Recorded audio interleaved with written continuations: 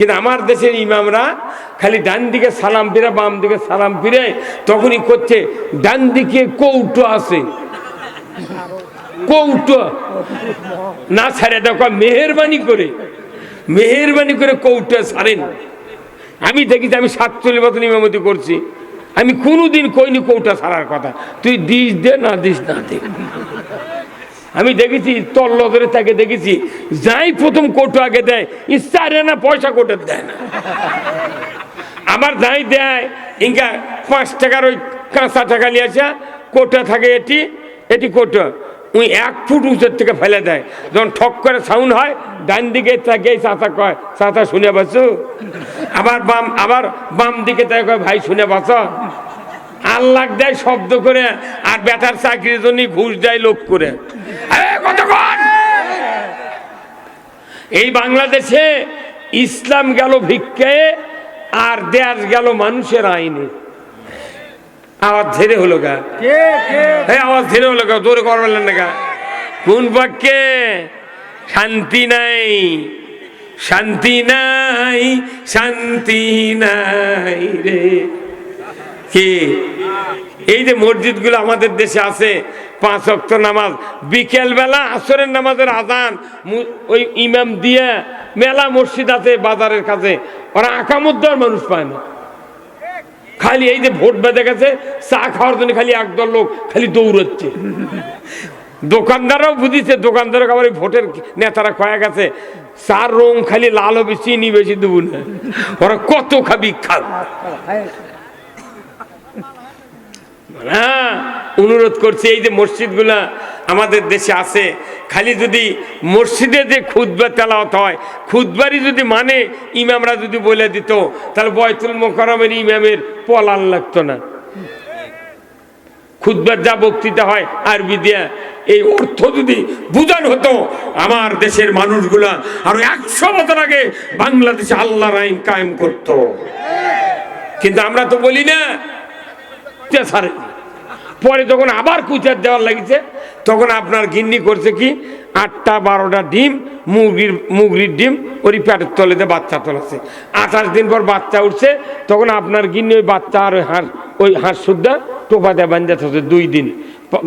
গাও যখন বাচ্চাকে সরজরা হচ্ছে তখন ওই বাচ্চা হাঁসতে ছাড়িয়ে হাঁসের পাশে বাচ্চা ঘুরছে, মুগরির বাচ্চা মনে করছে এটা আমার মাও।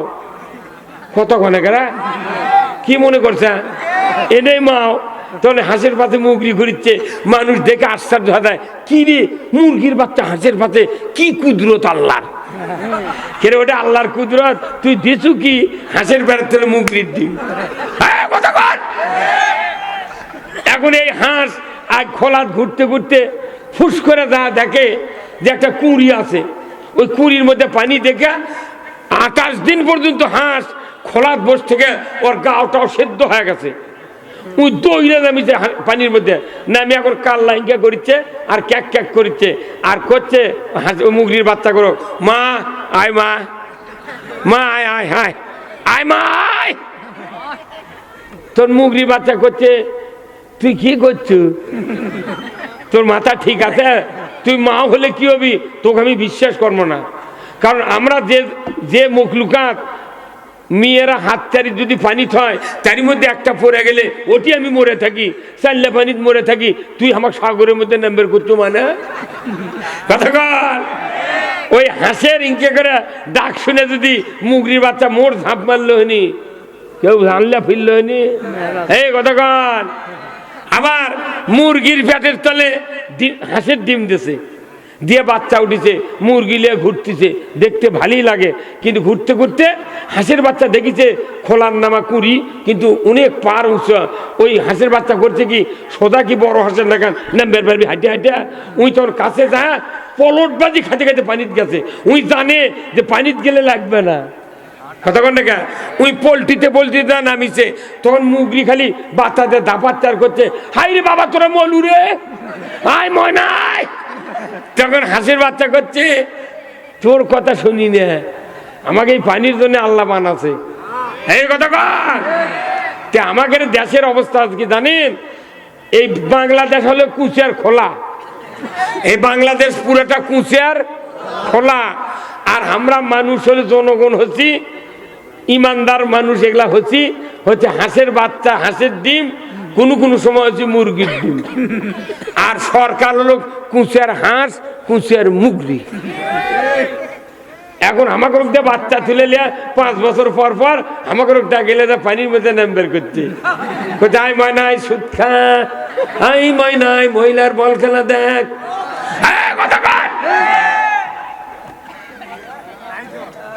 কি হে আপনার কথা কর কাল্লা ধোকান কে এতই শক্তি কমে গেছে আপনার? আপনি জোরে কথা কর না কে? অনেকক্ষণ দেখিচ্ছি আপনি মুখই খোলেন না। প্রথম আল্লাহকে খুশি করতে হবে জবান দিয়া, জোরে কোন আল্লাহু আকবার। নামাজ এত বড় ইবাদত, প্রথমেই বলা হয় আল্লাহু আকবার। আগে মুখ দিয়ে আল্লাহ খুশি করা লাগবে, তারপরে দেহ দিয়ে খুশি। আপনি মুখ খুলতে না পারেন, আমি দেখেছি টাউন বন্দরে যত মসজিদে আমি নামাজ পড়ছি, ইমাম সাহেব ওটি বকে মরে যাচ্ছে, মুখ দিয়ে ফেনা উঠে গেছে, একটা মুসল্লি হ্যাঁ হু কিচ্ছু ওই দিক তাকাই নে। এই কথা কি সত্যি কোনো? আর আমি 47 বছর ইমামতি করছি, আমার মসজিদে স্লোগান হচ্ছে, ওরা জানে যে কথা না করলে বাটাম ফাটাবে। আগে আল্লাহকে খুশি করতে হবে জবান দিয়া। জবান ছাড়া কোরআন পড়া যায় না, জবান ছাড়া আল্লাহ খুশি করা যায় না, জবান ছাড়া দরুদ পড়া যায় না, জবান ছাড়া মানুষের সাথে কথা মন ব্যবহার প্রকাশ করা যায় না। তাহলে জবানটা কে দিয়েছেন? তাহলে আপনি যত আল্লাহর কথা শুনবেন তত সমর্থন করতে হবে, তাহলে আল্লাহ তাআলা আপনার জীবনের গুনাহ মাফ করে দেবে। কথা ঠিক কিনা? আমাদের দেশে এখন এমন একটা পরিবেশ চলছে, যদি কেউ হয়তো ধানের শীষের ভোট চাচ্ছেন আলহামদুলিল্লাহ, তখন করছে ভাই আপনার আমার কথা বেশি আসবেন না, আমি তল দিয়ে ঠিকই আছি। তখন করছে যে তুই কি চায়না জাল হতো মাছ মারা, পানির মধ্যে ডুবে তোনার মাছ ঢুকলো। এই কথা কর। মেলা মানুষ আছে এখন চায়না জালের মতো, ওই নির্বাচনত ভোটও চায় না, কোন পথে আছে উইও বোঝে না, উই করছে আমি চায়না জাল। সাহাবারা যদি চায়না জাল হয়ে থাকলে নি বদরের যুদ্ধ, উহুদের যুদ্ধ, তারপর তবুকের যুদ্ধ যদি না করতো, এটি আমাদের এই ইসলামের স্বপ্ন দেখা লাগতো না। আমার ভাইরা, আজ থেকে 1500 বছর আগে আল্লাহর নবী মক্কা থেকে মদিনায় হিজরত করলেন। বদরের যুদ্ধের জন্য 313 জন সাহাবী তৈরি করলেন। 1000 কাফেরের মোকাবেলা হয়ে গেল। বদরের যুদ্ধে আল্লাহ তাআলা 5000 ফেরেশতা দিয়া বিজয় লাভ করালেন। এরপরে উহুদের যুদ্ধের দামামা বেজে গেল। নবীজি মদিনার মাটিতে দুপুরবেলা সাহাবাদেরকে ডাকলেন, আনসার মুহাজিরদেরকে ডাকলেন, ওগো মদিনার আনসার মুহাজিররা তোমরা একত্রিত হও, আমি তোমাদেরকে একটা জিজ্ঞাসা করব। সাহাবারা আনসারেরা সব একত্রিত হয়ে গেলেন। নবীজি বললেন যুদ্ধের দামামা বেজে গেছে, উহুদ প্রান্তরে যুদ্ধ হবে, 3000 কাফের আসবে, মোকাবেলা করতে হবে, 1000 সৈন্য দরকার। কে আছো কোথায়? তৈরি হও, তাড়াতাড়ি করে তরবারি নিয়ে উহুদের জন্য প্রস্তুতি গ্রহণ করো। জোরে কোন আল্লাহু আকবার। ঠিক দ্বীপ্রহের সময় রসুলের দরবারে একজন যুবক, লম্বা চড়া যুবক, গায়ের রং ফর্সা, মাথার চুল এত ঘন, দেখতে শুনতে ভালো। এই যুবকটি এসে রসুলের সামনে দাঁড়িয়ে সালাম দিলেন, বললেন আসসালামু আলাইকা ইয়া রাসূলুল্লাহ। রসুল জবাব দিলেন, বললেন হুজুর আমি আপনার ওই উহুদের যুদ্ধের অংশগ্রহণ করতে চাই, আমাকে একটু যদি অনুমতি দিতেন আমি উহুদের যুদ্ধে যাইয়া যুদ্ধ করতাম। ধরে কোন মারহাবা। আল্লাহর নবী এই যুবকের কথা শোনা মাত্রই যুবকের মাথার থেকে পা পর্যন্ত অবজার্ভ করতে শুরু করলেন। কি সুন্দর যুবক, গোঁফ উঠেছে, দাড়ি উঠেছে, এত লম্বা চড়া যুবক। এই যুবক নিজের ইচ্ছায় এসে বলল আমি যুদ্ধ করতে চাই উহুদের ময়দানে। নবীজি সাথে সাথে বললেন বাবা তুমি কি বিবাহ করেছো? বলে না। এই এতটুকু কথা বলার পরে শুধু বললেন বাবা তোমার নামটা কি? বলে আমার নাম হযরত হানজালা। বলার সাথে সাথে সাথেই উনি আর দেরি করলেন না, চলে গেলেন দৌড়ে বাড়িতে। বাড়িতে গিয়ে বাবাকে বললেন, মাকে বললেন, ভাইকে বললেন, বাবা মা ওগো ভাইজান আর দেরি করিয়েন না, আমি উহুদের যুদ্ধে অংশগ্রহণ করব। কিন্তু নবীজি বলেছেন বিবাহ করেছো কিনা? আমি তো বিবাহ করি নাই। আমার বিশ্বাস আজকে যদি আমি বিবাহ করতাম আমার ওই রাসূল আমাকে উহুদের যুদ্ধে যাওয়ার অনুমতি দেয়া দিতে। আল্লাহর নবীর সাহাবী যুবক মানুষ, মা বাবা ভাই আত্মীয় স্বজনের মাঝে চেষ্টা করে সূর্য ডোবার আগেই হযরত হানজালার বিবাহ পড়িয়ে দিলেন। বিবাহ শেষ হয়ে গেল। ওনার নতুন স্ত্রীকে নিয়ে বাড়িতে গেলেন। মদিনার ভূখণ্ডে বাড়ি। উনি বাড়িতে গিয়া রাত্রি উদযাপন করলেন, বাসর সজ্জা। এমন সময় হঠাৎ করে ঘুম ভেঙে গেল, রাত্রি ফর্সা হওয়ার ভাগে। উনি বললেন, পানের স্ত্রী চলো না, চলো হাম্মামখানায় যাব, গোসল করব। স্ত্রীকে নিয়ে হাম্মামখানায় প্রবেশ করলেন, গোসলের প্রস্তুতি নিচ্ছেন। এমন সময় মদিনার অলিতে গলিতে ঠান্ডারা বাজিয়ে দিচ্ছে, কে আসরে মুসলমান মদিনার ঘরে বাইরে কুতিলা মোহাম্মদ, মোহাম্মদ শাহাদতের পথে, ইসলাম পরাজিতর পথে। কে আসরে তরবারি নিয়ে এক্ষুনি উহুদ প্রান্তরে যাবে, যুদ্ধ করবে, নসেদ রসুল শহীদ হয়ে যাবেন, ইসলাম পরাজিত হয়ে যাবে। কি লাভ হবে মদিনার ঘরে বসে থেকে, শুয়ে থেকে? আসো না একটু আহ্বান জানাই। এই ঠান্ডারা মদিনার অলিতে গলিতে দিয়ে বেড়াচ্ছেন। এমন সময় হযরত হানজালার কানে ওই ঠান্ডারা পৌঁছে গেল। উনি বললেন, পানের স্ত্রী গোসল করব না, আর তাড়াতাড়ি করে তরবারি দাও, যুদ্ধের পোশাক দাও, ঘোড়াটা সাজিয়ে দাও, এক মুহূর্ত দেরি করব না, যাব আমি উহুদের ময়দানে নবীজির পক্ষে অস্ত্র ধরে যুদ্ধ করব। ধরে কোন মারহাবা। ওনার স্ত্রী একজন সাহাবার স্ত্রী, কেমন যোগ্যতা সম্পন্ন। উনি বললেন, পানের স্ত্রী, পানের স্বামী যুদ্ধে যান, আমার আপত্তি নাই, তবে আপনার উপর গোসল ফরজ আছে, ফজরের নামাজ পড়বেন, গোসল করেন, ফজরের নামাজ পড়েন, আমি তরবারি দেব, যুদ্ধের পোশাক পরিয়ে দেব, ঘোড়া সাজিয়ে দেব, দ্বিমত করব না, আমি বাধা দেব না। কিন্তু ওনার স্বামী বললেন, হযরত হানজালা বললেন, ওগো পানের স্ত্রী, আমি তো যাচ্ছি, এখনই ওখানে তরবারি নিয়ে যাই, কারণ গোসল করতে গিয়া যদি নবীজি শহীদ হয়ে যায়, ইসলাম যদি পরাজিত হয়ে যায়, আমাকে কিয়ামতের ময়দানে আসামির কাঠগড়ায় দাঁড়াতে হবে। ওনার স্ত্রী বললেন, তাহলে কি করব? বলে, দেরি করো না, যুদ্ধের পোশাক দাও, তরবারি দাও, সব কিছু দেওয়া হলো। হযরত হানজালা স্ত্রীকে বললেন, দোয়া করো, চলে যাচ্ছি বিশ্ব নবীর দরবারে। তরবারি নিয়ে চলে যাচ্ছে ঘোড়ার পেটে চড়িয়ে উহুদের প্রান্তরে। নবীদের সাথে দেখা হলো না, আনসারদের সাথে দেখা হলো না, কেউ বুঝতে পারলো না। চতুর্দিকে যুদ্ধের ঝঞ্ঝানি অবস্থা। হযরত হানজালা মাঠে নেমেই যুদ্ধ করতে শুরু করেছেন। কাফেরদেরকে ধরাশায়িত করে উনি নিজে শহীদ হয়ে গেলেন। জোরে কন্যা মারহাবা। উনি শাহাদাত বরণ করলেন। মদিনায় খবর গেল হানজালার স্ত্রীর কাছে, ওগো হানজালার স্ত্রী, তোমার স্বামী শাহাদাত বরণ করেছেন ওই উহুদের ময়দানে। শোনা মাত্রই ওনার স্ত্রী এমন আশ্চর্য হয়ে গেল, সর্বনাশ, আমি তো জেনেছি যুদ্ধে যারা শহীদ হয় রক্তাক্ত অবস্থায় তারা তো দাফন হয়ে যায়। আয় সর্বনাশ, আমার স্বামীর উপর গোসল ফরজ ছিল, সে ফজরের নামাজ পড়ে নাই। আমার নবীজির দরবারে এক্ষুনি যদি না যায় তাহলে তো আমার স্বামীর অগত হয়ে যাবে, তা তো ফরজ গোসল হলো না।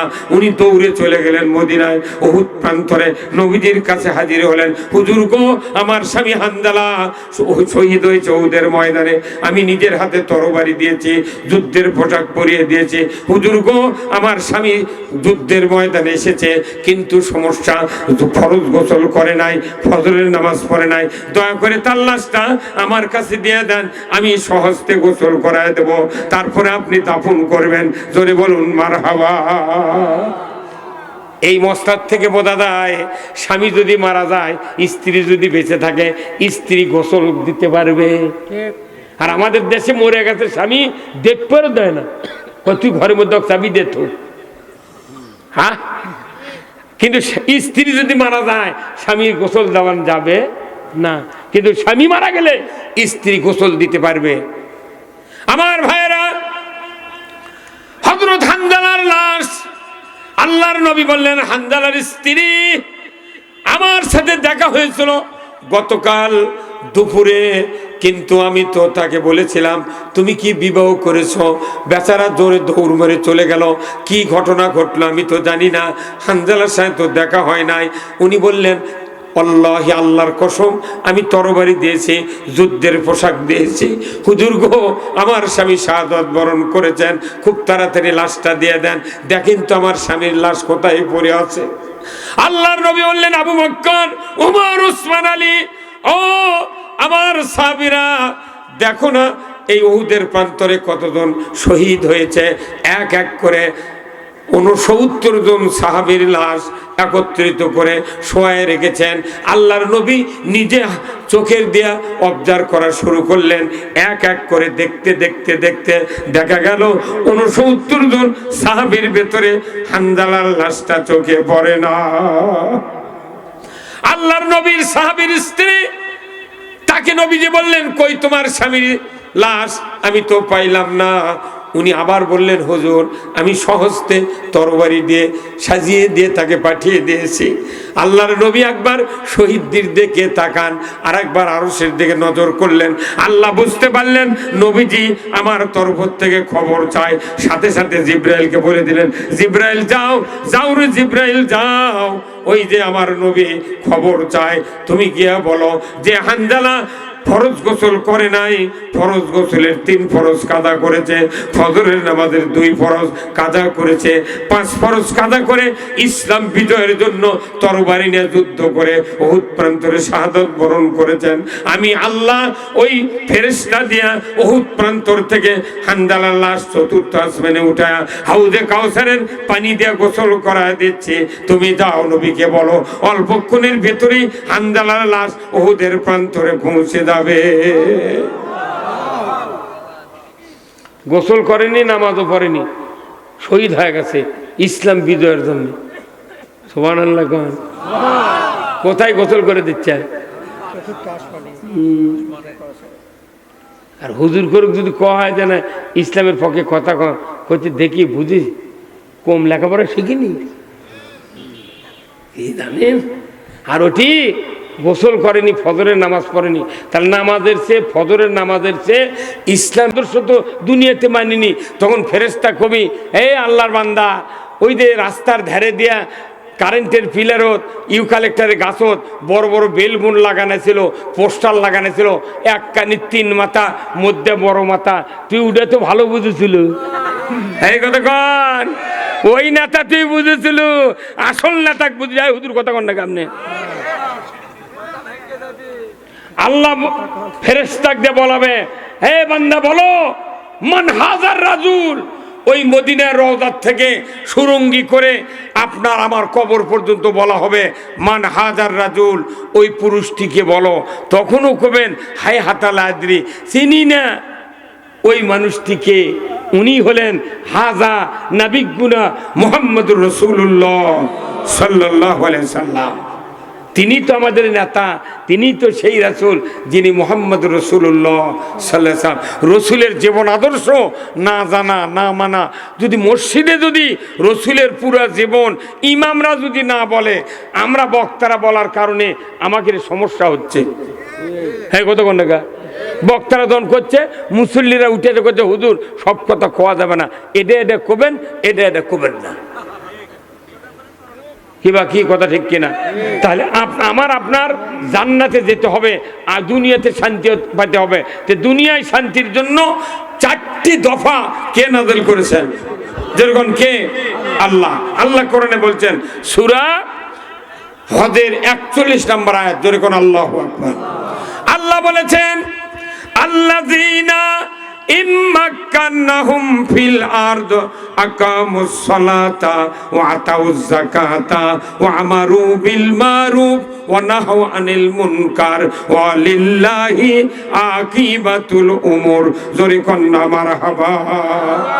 আমার আল্লাহ বলেছেন সূরা আল হজ 41 নম্বর আয়াত, ও ও মুসলমান, যদি তুমি কোন ভূখণ্ডের প্রধানমন্ত্রী হও, রাষ্ট্রপতি হও, সরকার হও, প্রেসিডেন্ট হও, ক্ষমতায় দাও, তুমি 4টা আইন চালু করবে। 1 নাম্বার নামাজ কায়েম করবে, 2 নাম্বার যাকাত আদায় করবে, 3 নাম্বার ন্যায়ের আদেশ করবে, 4th নাম্বার অন্যায়ের বারণ করবে। আমি আল্লাহর পক্ষ থেকে ওয়ালিল্লাহি আকিবাতুল উমুর, আমি আল্লাহ আমার পক্ষ থেকে সবচেয়ে বড় ধরনের একটা আদেশ সরকার তোমার প্রতি দিয়ে দিলাম। জোরে কোন আল্লাহু আকবার। নামাজ কায়েম করবে, এই আদেশ আল্লাহ কাকে দিয়েছেন? সরকার। এখন সেই আদেশ দিয়েছে, আমরা বক্তৃতা দিচ্ছি, দেখা যায় বক্তার বেটায় বেনামাজি, মসজিদের ইমামের বেটা ডবল বেনামাজি, মুয়াজ্জিনের বেটা রিডবল বেনামাজি, হাজির বেটা মানে মোতাল্লির বেটা টিপুল বেনামাজি, হাজির বেটা ওযুই করে না। কি কথা বল না? তাহলে নামাজ যদি সরকার কায়েম করতো আমাদের মাথা ব্যথা হতো না। অথচ নামাজ যদি কায়েম না হয়, বলুন তো, আল্লাহ রাসূল বলছেন মান তারাকাস সালাহ ফালাইসা মিন্নি, যে ব্যক্তি নামাজ তরক করলো সে আমার দলভুক্ত নয়, রাসূলের দল থেকে বহিষ্কার। জোরে বলুন ঠিক কিনা? এই বাংলাদেশে নামাজি বেশি না বেনামাজি বেশি? হ্যাঁ সবাই কোন কি? তাহলে এগুলো শোভা কোনটি গেল? মোট করতো বাঙালি নদীতে ভাসিয়ে গেছে। 100 বছর বক্তৃতা দিয়ে যা না হবে, সরকার একটা আইন যদি করে 1 মিনিটে তার চেয়ে কার্যকরী ক্ষমতা বেশি হবে। এই যে আমাদের দেশে নির্বাচন কয় তারিখে কোন তো সবাই কোন? তফসিল ঘোষণা হতো কয় তারিখে? ওই মাসের 27 তারিখ কোন? আচ্ছা, ওই তফসিল ঘোষণার দিনে সিএসি বলেছে যে যারা যারা নির্বাচনের প্রস্তুতিমূলক লিফলেট, পোস্টার, বেলবন, যারা ওই কি কয় পেনা টেনা টাঙ্গাছেন, আগামী কি তো দূরে কথা বলবে, যদি এইগুলি যদি 24 ঘন্টার মধ্যে যদি না নামান হয়, তাহলে আচরণ বিধির মধ্যে পড়ে যায়, আপনাকে প্রার্থিতা বাতিল। বসেন না, উদাহরণ জ্ঞান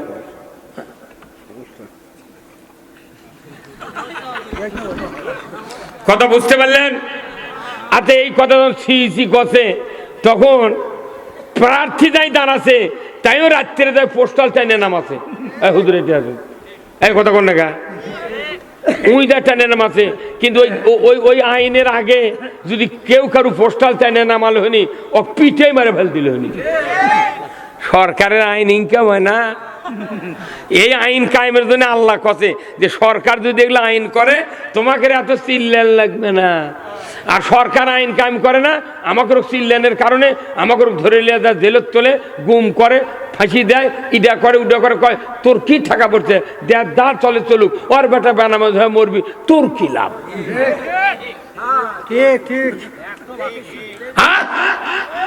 তাহলে নামাজ কায়েম করবে সরকার, তাহলে এই সরকার আগে কায়েম করা দরকার। নামাজ কায়েম করবে সরকার। কার বক্তব্য? আল্লাহ কোরআন তো আয়াত দিয়েছে মুখ দেখার জন্য। ওই জন্য আমি বললো যে বাংলাদেশে খালি 2টা হুকুম চলে, একটা খাতনা করা আর বেল ডুবলে ইফতার করা, আর কিচ্ছু নেই। কিছুই নেই। 100 টাকা গরিবেরা